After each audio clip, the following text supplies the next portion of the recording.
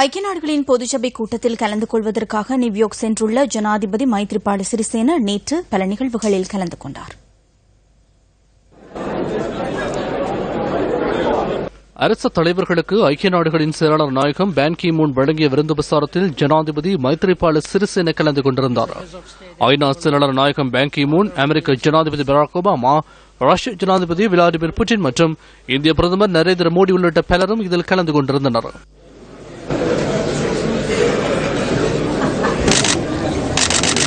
இதேவேளை நியூசிலாந்து பிரதமர் ஜான் கேவுடன் ஜனாதிபதி இருதரப்பு பேச்சுவார்த்தையில் ஈடுபட்டுள்ளார். இதன்போது இரண்டு நாடுகளுக்கும் இடையிலான பல முக்கிய விடயங்கள் தொடர்பில் கலந்துரையாடப்பட்டதாக ஜனாதிபதி ஊடகப் பிரிவு தெரிவித்தது. ஐக்கிய நாடுகளின் பொதுச்சபை கூட்டத்தில் இன்றும் பல அரசு தலைவர்கள் உரையாற்ற உள்ளனர். இலங்கை ஜனாதிபதி பிரதான உரையை நிகழ்த்த உள்ளார். நாளைய தினம் 150க்கும் அதிகமான அரசு தலைவர்கள் இந்த மாநாட்டில் பங்கேற்க உள்ளனர். இலங்கைக்கு இது ஒரு முக்கிய சந்தர்ப்பமாகும்.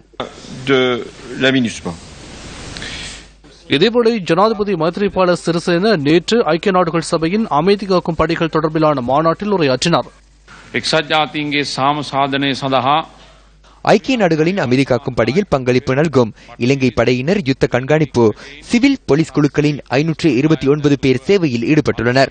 ஐக்கிய நாடுகளின் அமைதி காக்கும் படைக்கு இலங்கையின் பங்களிப்பை அதிகரிப்பதற்கு நான் முழுமையான அர்ப்பணிப்புடன் செயற்படுகின்றேன் என்பதனை கூற விரும்புகின்றேன். அமைதி காக்கும் படை நடவடிக்கையின் போது சிவில் மக்களை பாதுகாப்பது தொடர்பிலான அடிப்படை கொள்கையை நான் அதிக அளவில் வரவேற்கின்றேன்.